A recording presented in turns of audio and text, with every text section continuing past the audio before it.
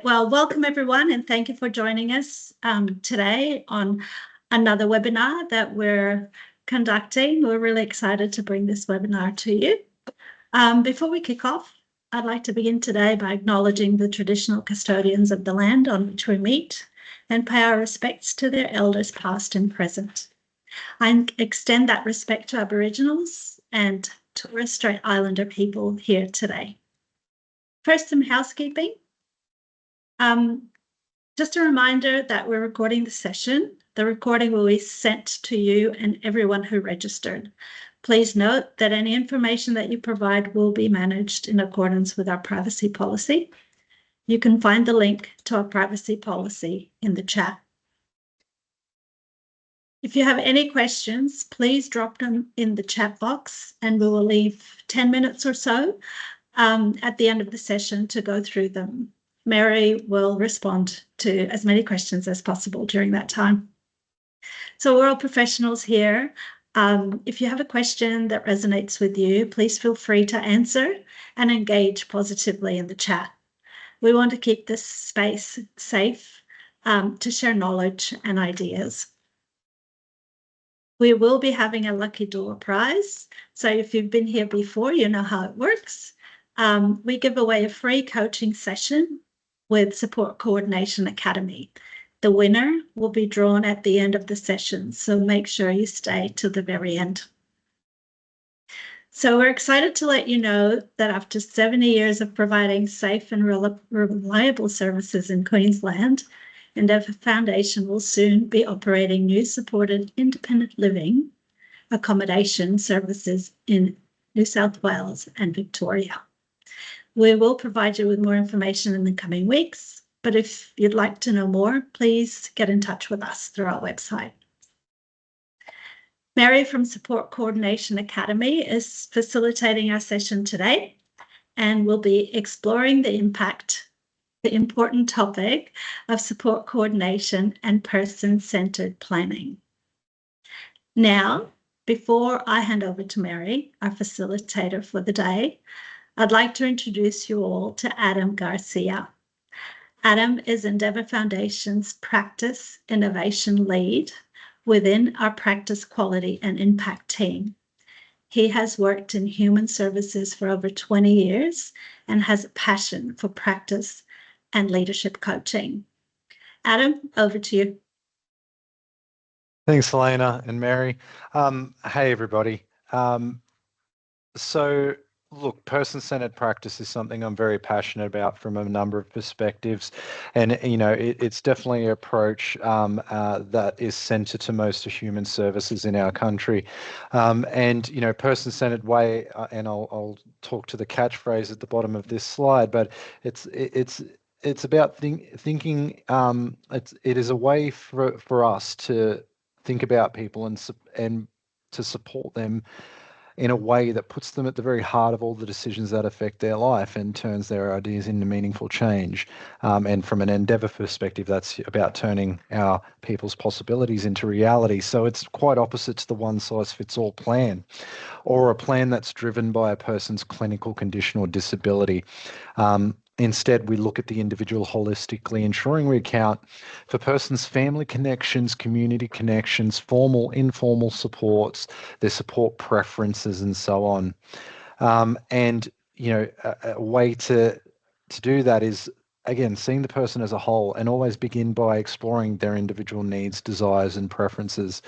There are a range of tools to do that, which will be discussed later on as well, different kind of person-centered tools. But you know, if people work in support roles, it really helps them to understand what is important to the person to be happy and content.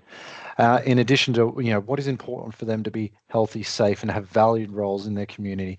And I guess that's one of the things that sometimes gets missed from the idea of person-centered practice. It's, you know, it's not just about, you know, the house, it's also about the community and how we engage with our community.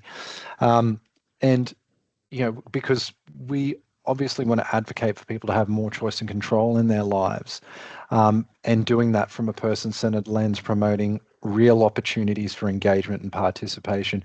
But the point that I really love in the slides here is it's about doing things with a person, not for them.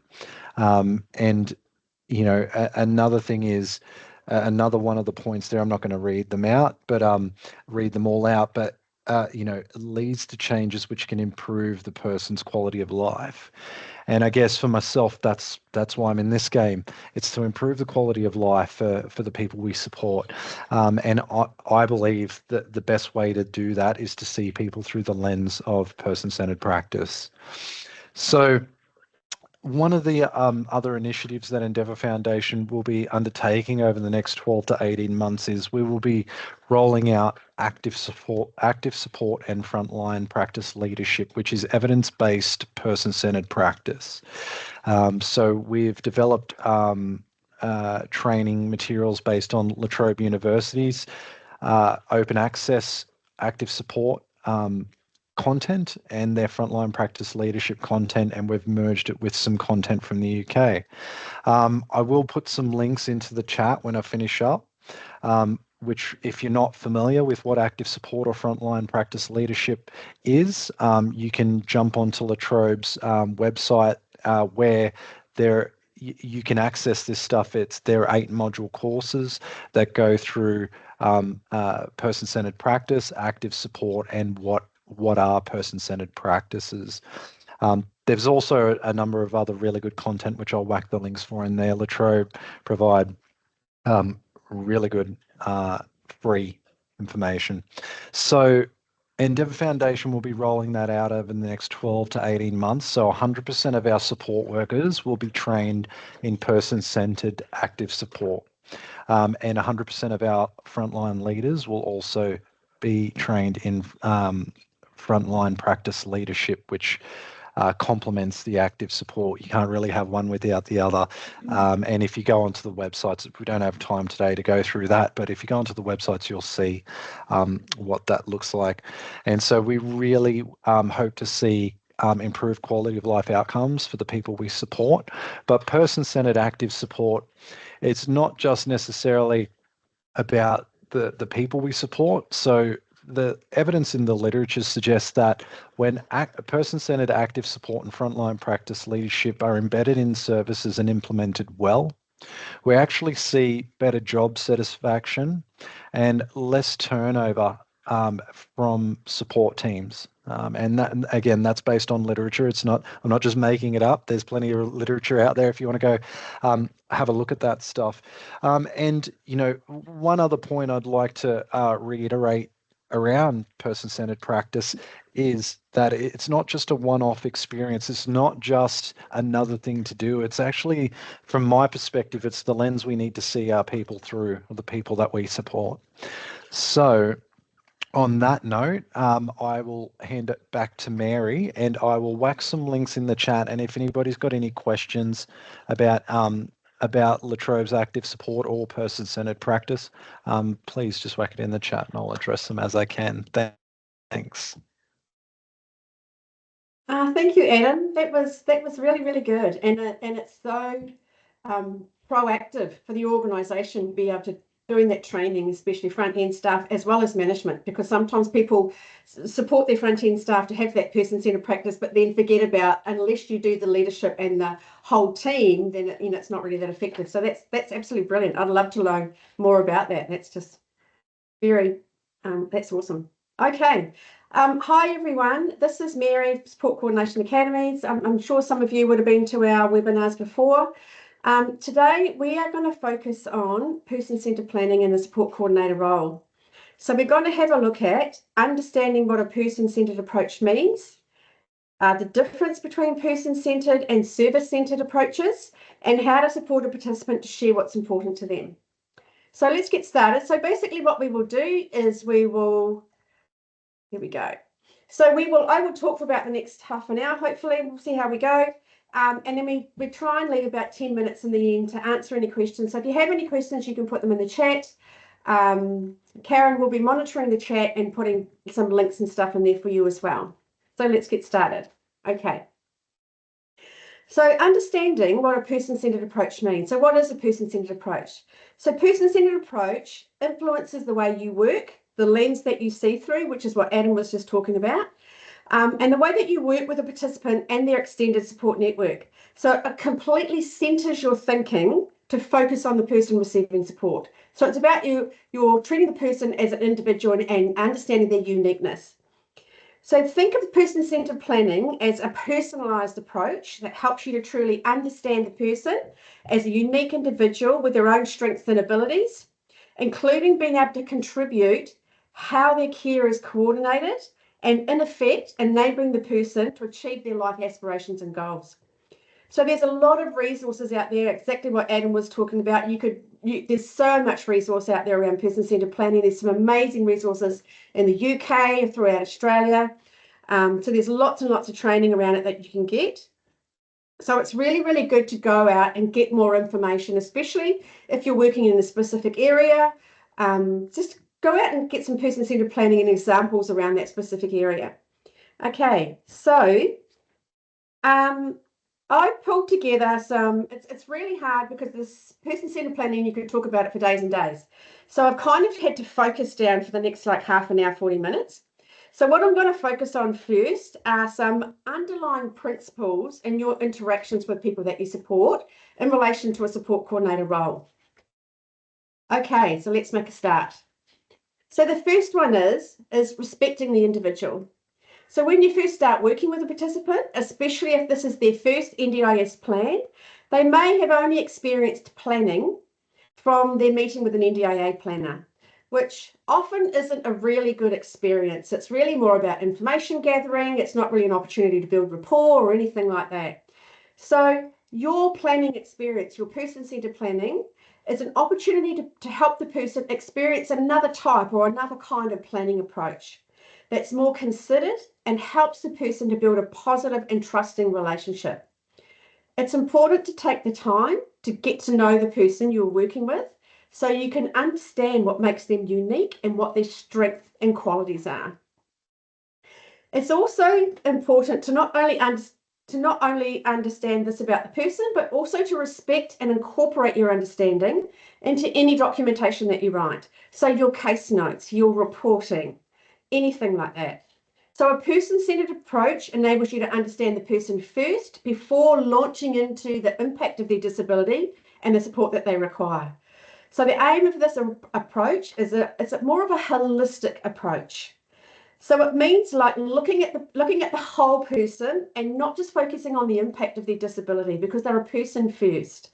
So taking into account their mental, social, physical and emotional well-being, and rather just impacting on how the disability impacts on their daily life. So again, the aim is to first understand the person first. So how do they see themselves? How do others see them? What are they passionate about? What are their values and beliefs? What makes them happy? What are they concerned about? And how do they express their wants and needs? It really sets you up to get a really good context and building that relationship and rapport, that trusting relationship with someone, because they feel valued and feel like they want to share information with you. But it also helps you to really understand that person's uniqueness and their strengths and abilities. Okay. Yeah, PowerPoint's working. That's amazing. Hopefully all of you can see that really well. So the next one is understanding the person's experience, aspirations, and goals. So everybody has a story to tell. So creating a safe place for the person to share their experiences and to understand their situation, their future aspirations and goals.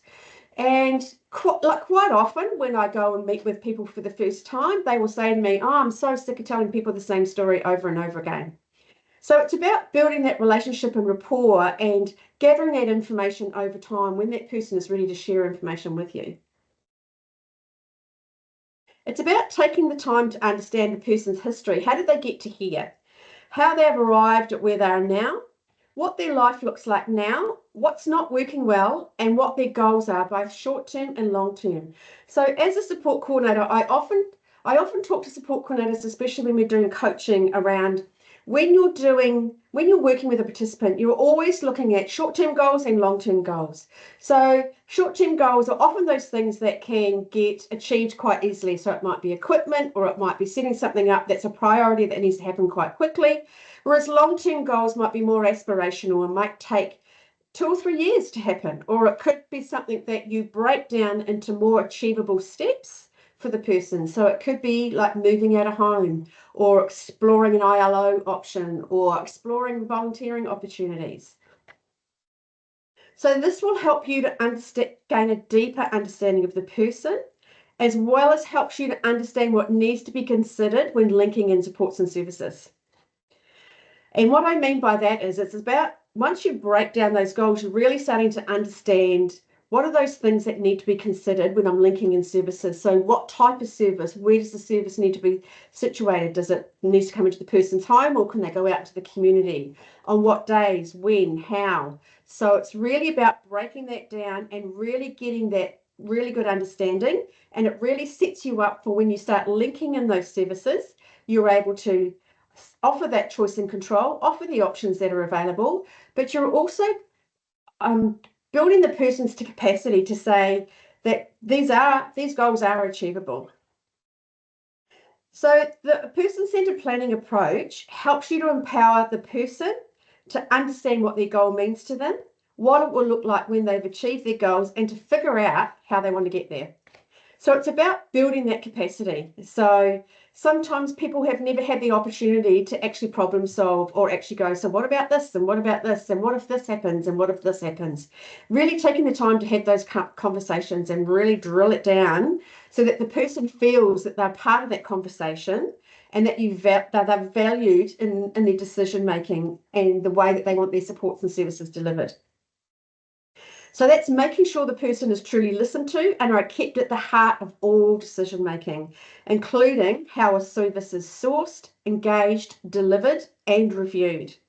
So as well, ensuring confidentiality and identifying who and what information they want to share with others to build trust and enhance that creative and, that positive working relationship. Okay, sorry. Getting this right. Okay, the next principle is about focusing on a person's strengths. So again, this is really coming back to the role of a support coordinator. When you're looking at that lens and you're working with someone, it's about putting these steps in place. So this is about focusing on a person's abilities, their knowledge and capacity, rather than their deficits or where they are perceived to be lacking. This acknowledges the person's resilience, their capacity for growth, learning, and positive change. It enhances that person-centered approach by focusing on the individual's passions, their interests, desires, and what they want to achieve. So this is around facilitating a strength-based focus to recognise their strengths that can be built upon and leveraged on to empower that person to achieve their goals. So when I talk about a strength-based focus and leveraging on those supports, so when you start to really understand those informal connections or those natural connections or the interest or passion, so it might be around, say for example, that you're working with a participant that likes to get coffee from a specific coffee shop on a regular basis, and they've got a really good rapport with the barista. Thinking about how you can leverage that relationship to support them to achieve some of their goals. And goals might be around volunteering or building relationships or building those networks. So thinking about what their passions and interests already are, and then seeing how you can leverage those connections. It's about building more of those natural supports. So a support coordinator's role is also to facilitate the conversation, to help the participant identify how to problem solve and overcome challenges, which in effect values the person as someone who has something to offer and increases their resilience for positive change. Okay, hopefully this is all making sense. It's pretty common sense, but when you start to look at it from a person-centered focus, it really starts to bring it in alignment with how support coordinators do their role around their planning and the approach that they use. So thinking about coordinated and collaborative support networks, and I talk about this all the time. So this refers to the supports and services being guided and organised around the needs of the person and their preferences. So their person-centred approach will help you to understand what needs to be taken into consideration when linking in on their supports and services, as well how to communicate a person's preferences and their unique support needs. This ensures the supports are coordinated and everyone is working together towards the same goals, each within their own area of expertise. So when I talk about coordinated, it's about making sure that everyone is working together. So there's no point if you, say for a person you're working with has a speech pathologist and maybe a psychologist that's working with them or a physiotherapist, and everyone is not aware about the goals for the person. So it's about not everybody working in silos. It's about coordinating everyone and sharing information. So collaborating together to make sure everyone's working together to support that person. So that's about collaborating to share experiences, to review how supports are progressing, and to collectively plan for the person's future support needs. And that often happens through those case review meetings, especially if you're working with participants who have high and complex support needs, and there might be a lot of mainstream services, or there might be quite a big allied health team.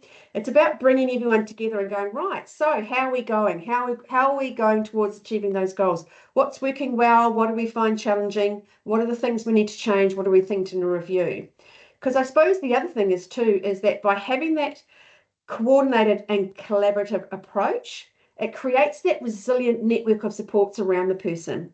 So it really helps if a person goes into crisis or something changes in their life, that support network can come together quite quickly and go, right, this has happened. How can we put some strategies in place to manage this for the person?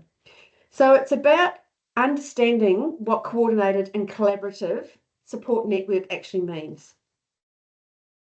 Okay. We're going to have a look at the differences between person-centred and service-centred approaches. How are we going for time? Really good, I think. Pretty good. Okay, so it's important to acknowledge the difference between person-centred and service-centred approaches to service delivery. So it's around the way that the services are delivered.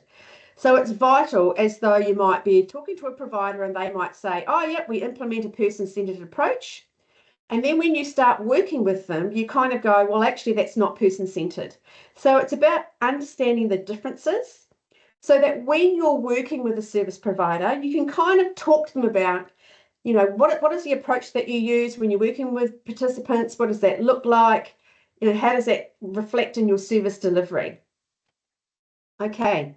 So there's a resource by National Disability Practitioners, which is part of the National Peak Body for Disability Providers Nationwide, which is National Disability Services. So they have an NDS fact sheet, and it's called Person-Centred Planning. So they have a table within their fact sheet that looks like this. We actually refer to it as part of our support coordinator training,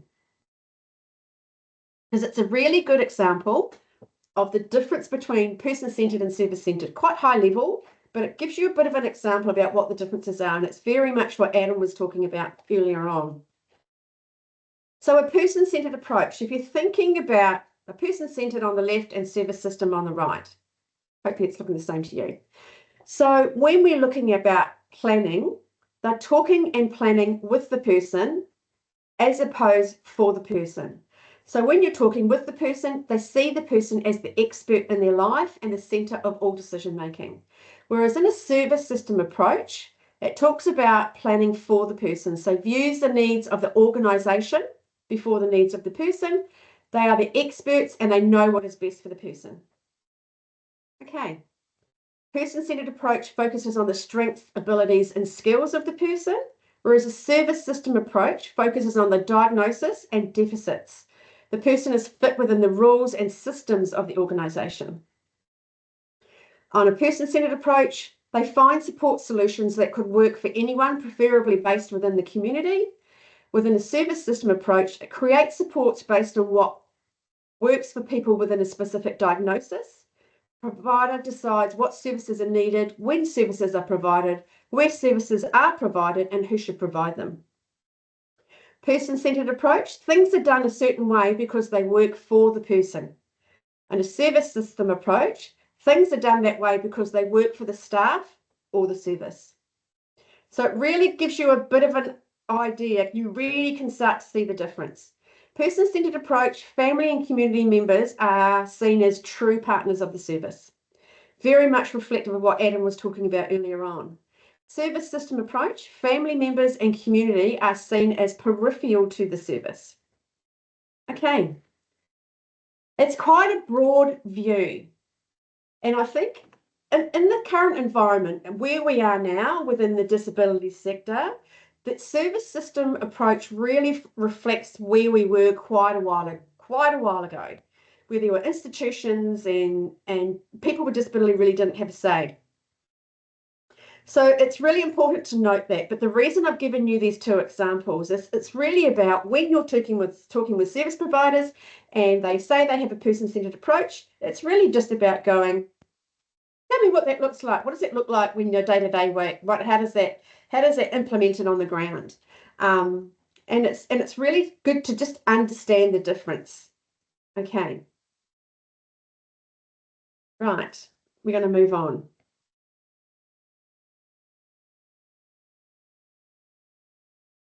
Okay. So person-centered planning. Okay. Person-centered planning approach. Okay. So as a support coordinator, you will use the person-centered approach in your initial planning. So as soon as you start your planning, after you have been sourced and engaged by participants, so you got your service agreement signed, you got your consent form signed, start your planning process. So that person-centered approach influences all of your planning. So it helps you really, again, because it helps you to understand that unique situation and their support needs. So what we train within Support Coordination Academy is I often get support coordinators asking me, so how do I unpack that plan? How do I help a person to make sense of what that plan actually means? And especially with a person-centered approach, you always need to start with the person's goals. Of course, when you meet with someone, they're going to have questions. You will always answer a person's questions because they're often feeling quite heightened and maybe nervous about having that first meeting. But it's really about coming back, bringing it back to the person's goals and understanding what their goals mean to them. Because once you understand those goals and you take time to really, truly understand what they mean, everything else just flows. So when you start with the goals, you're really starting to look at what are the person's goals. So they might actually have goals on their NDIS plan that don't mean anything to them. And that's okay. As long as the funding on the plan can link back to their goals and is still aligned with their goals, that's okay. If they are worded differently or they mean something slightly different, that's okay. So it's about understanding. So if you start with the goals that are on the participants' plans, you might go, so what does that mean to you? And they say, well, I'm not quite sure. And if you start to say, well, if this is what it would mean to you, what does that actually mean to me? What does that mean to you? Really having that conversation and really taking the time to drill down and understand that. So really understand in their language, what does that actually mean to them and how they want to achieve their goals. So I always talk to people about, let's really understand what the goal actually means to you. So when we say your goal is around building your capacity to, have more relationships and positive people in your life, what does that mean? And so they start to tell me a story about what that means to them. And then what I talk to them about is say, okay, so if you achieve that goal, what would that look like then? How would that feel? And so I always look at what does it mean, but also I break it down to, so what would it actually look like when it's achieved? Because that will help you develop an outcome to measure against. Yeah. So then when you come back and you review after about, like 6 months later down the track or whatever that might be, the goals, you might go, so this is what you said it would look like. What does that goal mean to you now? Has the meaning of the goal changed? Or does the outcome actually look different now? So you've reached this outcome, you might still have the same goal, but what does it look like now? So it's about continuously reviewing and understanding a person's perspective. So once you understand a person's goals and how they want to achieve them, you then helps you to understand the supports and services that are required to enable the person to achieve these goals. So you then start going, okay, so if these are the goals and we're looking in the future and this is what it will look like to achieve them, working backwards, what do we need to be putting in place to support that person to achieve the goals? So do we need to break those goals down into more achievable steps? And go, well, say, for example, your goal might be around volunteering, but you've never done something like that in your life and you're quite unwell at the moment. Let's first focus on your health and well-being. And then once you're feeling a lot stronger and you feel like you have the confidence to then start looking at volunteering, then we can start doing that. So it's about breaking the goal down into steps. You're working at the pace that the person's at. You're really listening to where they're at. And just because they have really aspirational goals doesn't mean that they're not achievable. It's about breaking them down into achievable steps sometimes. But it also helps you to understand what are the barriers for that person to accessing that support and what supports need to be engaged to support them to overcome those barriers. And the next step then is where and how can that person access the support that they need? So where are they going to get that support from? Completely depending on what the kind of support is. So is it a support that you can leverage that they're already kind of accessing as part of their informal network, or some natural supports that they've already built within the community and you might be able to leverage off those supports, or it might be something that a friend might be willing to support a person through? Is it part of that informal network? Can they access support through their community? So is there a community organisation that might be providing some services? So for example, if a person has a really big passion around their dog, they've got really passionate about their animals and they want to build some relationships, have goal around building some more positive relationships, then you might be looking at volunteering at the RSPCA, or you might be looking at dog walking groups or something like that. So thinking about what are some creative options that might be available in the community. You're also thinking at the same time, there's all these mainstream services out there that the government already funds. So are there any of those mainstream services that the person might be eligible for to access some additional support? Or is the NDIS funded support the most appropriate option? Because it's a very unique support that's unique to this person's disability-related support needs. And then if the NDIS is the most appropriate option, what would the support look like? So again, you're going back to the NDIS price guide, you're looking at the support that's related onto the NDIS plan, the funding on the plan should be relating back to the goals, and you're able to explain that to a person, and then going to the price guide and talking to them about what supports within those areas, core capacity, capital at the moment, what does that actually look like? And then really starting to have those conversations around how can we wrap all of those supports around you. So that might be about some NDI, it could be, like, if it's a dog walking group, it might be about exploring some opportunities for some dog walking groups. It might be about engaging a support worker to support that person to engage with those groups. So it might be a number of supports wrapping around that person. And then based on the types of support required and taking the person's unique situation and preferences into consideration, where can you gather evidence to substantiate the need for the support, especially when you're going for NDIS reviews? So this is a really good process to go through when you're going through when you're planning for a review process, an NDIS reassessment process, they call it now. So if you're planning for a reassessment process and you start your review process generally within the last 3 months of the person's plan, using this kind of process to go through and go, right, so how were your goals? How did they work?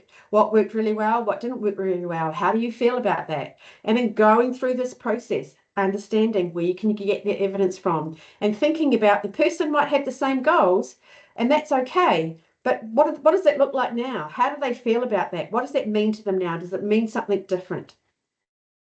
So that's a really good person-centered way to facilitate that planning process.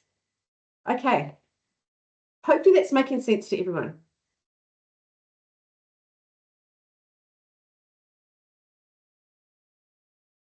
Okay. We're going to have a look at a tool that I've often used which I find just amazing and quite empowering for people. It's called a one-page profile, and I'm sure lots of you would have heard a lot about one-page profiles. And if you haven't, I've actually got a link on here that you can go and see a really good YouTube link by Helen Sanderson, who has a whole website around person-centered planning. And I think Karen is going to put these links in the chat for you to go and have a look at. Thank you, Karen. That would be amazing. Okay. So a one-page profile.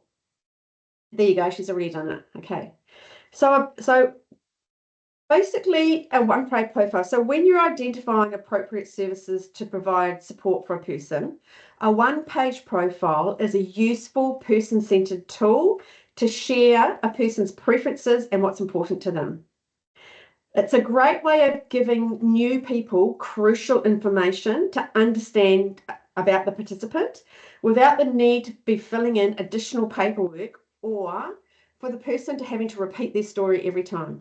So, for example, you might be supporting a person to link in with a support worker, and they might be going through an agency, and so you contact the agency and you're having discussion with them around what that support worker might look like. They might go out and meet with the person, and so the person might want to go and meet with them, and then the person's having to tell their story again.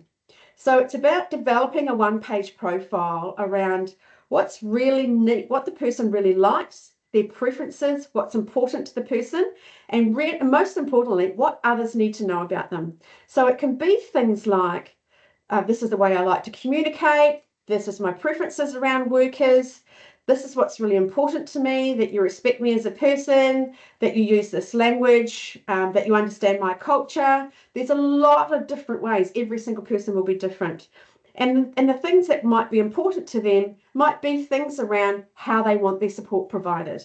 And it's a really good tool, especially as I've worked with a number of participants who have a range of support workers, and they actually like to directly employ their own support workers or directly engage their own support workers. So we developed a one-page profile that he could share with all of his support workers. So they got a really good understanding. And then the other thing that we actually did is that because he had like 5 different support workers that he had, we made one support worker who was the most experienced in that person's life, that was like not the senior support worker, but was like the person who could really explain to other people the best way to support this person. So we found, but combined between that, having that conversation with new support workers and using a one-page profile and the meeting with the participant, it got them up and running a lot quicker. And they really got to understand and could follow through using that one-page profile to really go, oh, so what does that actually mean to you? And what does that look like? And really unpack it a bit more and really engage with that person. And we found that it's a really effective tool. Okay. The other thing that I find too is that it's a really good tool because what we actually found with some of these not support workers, but another person I was supporting was engaged with an organisation, that the communication between the managers and the team leaders and the people that were working in the supported independent living housing wasn't actually being communicated very well. So when we started to support them and talk to the agency about developing one-page profiles or these kind of things, they actually found that they were sharing the communication a lot better, and it really empowered the person to have a voice. Okay, so here we go. 20 minutes left, right. So there's a really good video by Helen Sanderson, which I was talking to you about earlier on. And it talks about personalisation and one-page profiles. And it illustrates the benefit of developing a one-page profile, both from the perspective of the person developing the one-page profile, but also for providers that they come in contact with. It gives you a really broad understanding about how good they are. So I just thought I'd leave you with that resource. Okay. Right, we're going to go to Q&A. And I'm not quite sure, Helena, have you moved things into the Q&A section, or do you want me to use the chat? The chat. The chat. Okay, because there are some in Q&A as well. We'll move them across. You'll move them across. Karen will do that. Yep. Karen, okay, so just Q&A then? Yep, here we go. Okay. Just chat. It's all moved to Q&A, Karen's saying. Okay. Okay, so is there a template to have for a one-page profile for service providers to give to support workers before their shifts? Go and watch that video. And also on Karen Sanderson's web page, which the link should be in the chat or something. It's also on the slides that you'll get a copy of. She has lots and lots of templates, one-page profiles, all that kind of stuff. Okay, questions from the chat. And the other thing is too, is that on that website, there's some amazing one-page profiles and really, really different, for completely different purposes, which is really good.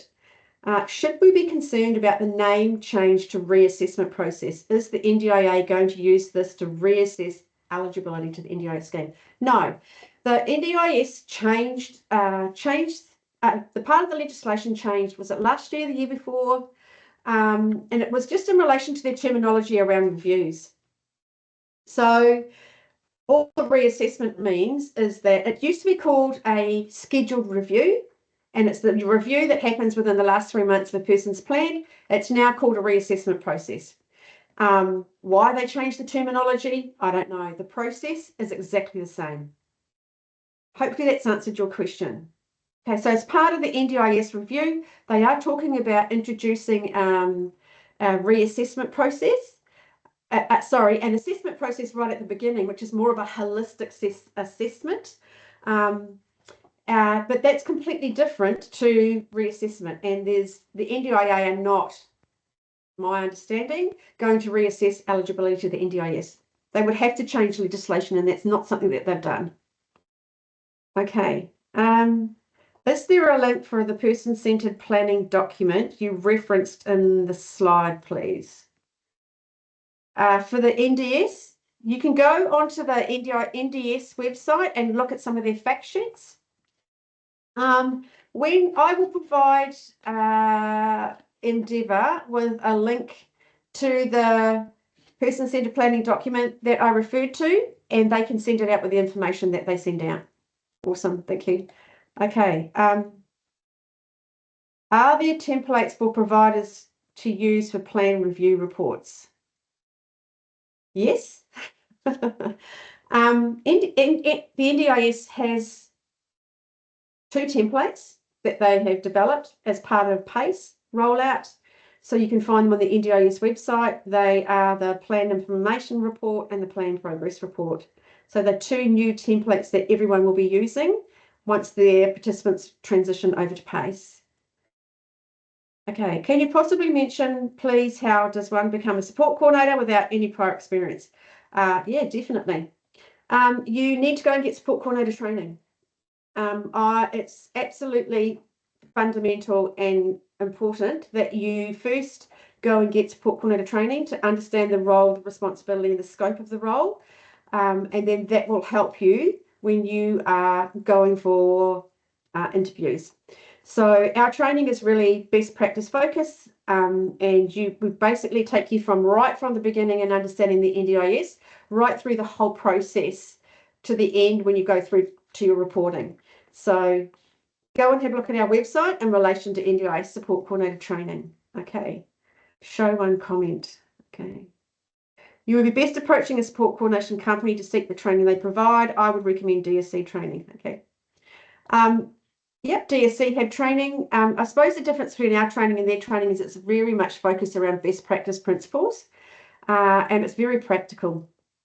And we offer you 2 options, but yeah. Not all organisations have really good onboarding for support coordinators. If you don't have experience in support coordination, always go and do training first. If you want to know how long our training is, you can email us at info@scacademy.com.au, and I'm happy to send you information. Okay. Okay, I think we've already done those ones. New posts. The person-centered approach seems great in theory and seems to rely on time. How can we implement this in practice? when NDIS keeps cutting SS funding, and it feels like I spend all my time advocating, fighting NDIS for the participant just to get funding at all. Any tips for achieving this when you only have 6 to 12 hours of funding? Okay. Look, this is the challenge. The limited hours that we receive at the moment is a challenge. In relation to limited funding, I suppose it really comes back to the way that you accept your referrals. I won't accept any referrals that are less than 20 hours. So it's really about pushing back to the NDIS and saying, asking them to justify why they've got such limited hours. And the other thing is to think about is person-centered planning, as Adam mentioned earlier. It's not an additional activity. It's about a lens that you look through. It influences the way that you implement your practice framework. So it's about the way that you do things, it's not an additional activity. Hopefully that makes sense. It's about the way that you do things every single day. So before you even start working with a person, you go, right, so the approach that I'm using is person-centered. What does that actually mean? Okay. Support coordination role within the NDIS, that changing. I think you're talking about the NDIS review and the navigator roles. That is a 5-year plan. Support coordination, the aim for the recommendations from the NDIS review is to transition into support, for support coordinators to transition into those roles. That's a long way off. And the thing that I really love about the suggestions around the navigator roles is that people who are already working in support coordination are going to be in high demand because they already have those skills and experience. And plus the navigator roles are going to really create opportunities to work in specialised areas, which is what I just love. So getting in support coordination now is a really positive thing to do. Okay, I'm interested in a career change, moving from teaching back to my background in disability support. Very excited to hear such a big move to person-centered planning. It's great to see such a shift in the last decade. Where I can go, or should I speak to about possible coordinator roles? Okay. Can you please email me? Happy to have a conversation. info@scacademy.com.au. I would always suggest, if you've worked in the disability sector, even if you've worked in the sector as a support worker and you have some experience or you have lived experience, if you want to work in support coordination, always go and get training. It will really help you to understand the scope and boundaries of the role. It's a very complex and quite high demanding role at times. Okay, new posts. We're getting through them. You said there are 2 new reports through PACE, Place Implementation and Progress. Do we still provide a COS end of plan review report? The plan progress report is the COS end of plan review report. It's a different language. So the language just changed. So COS, Community of Supports, Coordination of Supports, which is Support Coordinator Level 2, End of Plan Review Report. It's just a new terminology, Plan Progress Report.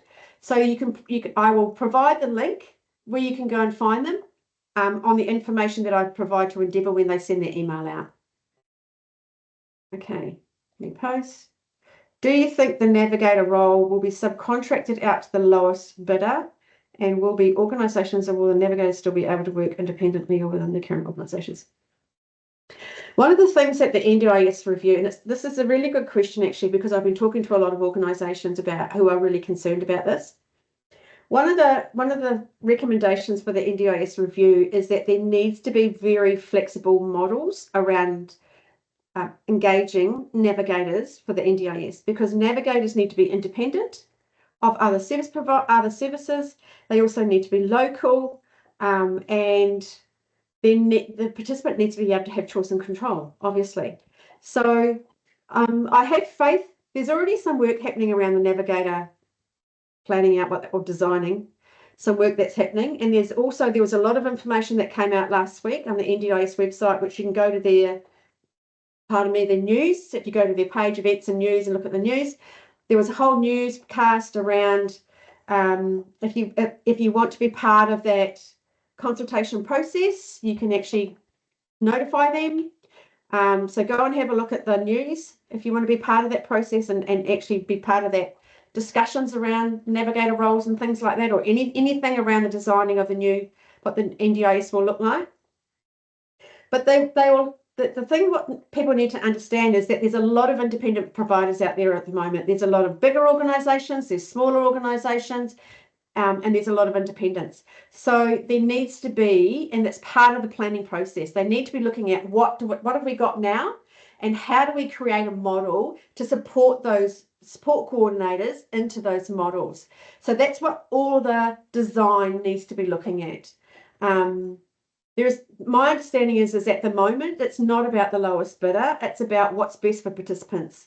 So, and how do we support the sector? They need support coordinators.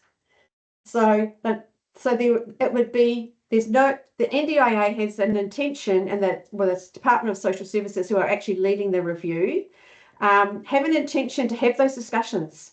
And so it's really about them going, what have we got now, and how do we support people to transition into that? Because they don't want to lose the workforce. They're already starting to come out with some really creative funding models. And you would have seen that in the last couple of days. Hopefully, if you've signed up to the NDIS newsletter, they're about co-design or co-funding for supported independent living, and I think employment, transitioning into employment services. So some co-funding models, and what could that look like? So is it directly just individualised funding, or is it some block funding as well, or some kind of other co-design funding? So they're already starting to look at what are some different models and how can we do that. So to me, that gives me hope. Okay, hopefully that's answering your questions and I'm not just going on a ramble. Okay, well, we might just end up there. Okay, again, anyone has any questions or you want to have a conversation, email me at info@scacademy.com.au. Okay, Helena, I will come back to you. Thank you. Thanks, Mary. Thank you. Thanks so much. That was fantastic. Super informative. I'm sure that everyone found that information really beneficial. Thanks, everyone. We'll go through all the unanswered questions and provide a response where we can. You should receive this and other resources early next week via email. We do have a winner for the Lucky Door Prize, and the winner is Jane Adams. So please complete our feedback form. You can find the link in the chat box. It will help us to inform future sessions to see what you want us to explore. So the next webinar topic will cover the NDIS reasonable and necessary criteria. You'll receive the registration link in your inbox very soon. We hope to see you then. Thanks everyone for attending. Bye. Thanks, guys. Have a great day.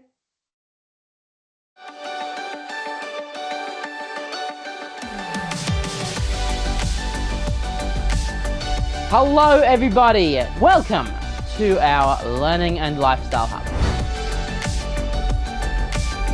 This is where we make learning fun.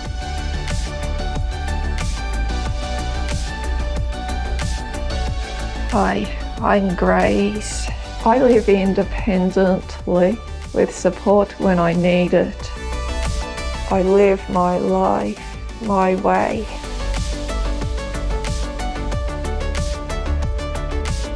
Hi, my name's Jeremy. My daughter's 3 years old. My daughter's proud that I come to work. Hi, I'm Maddie and I work for the Endeavour Foundation. I come to work with a big smile on my face every day. Love to work here because that's my new family.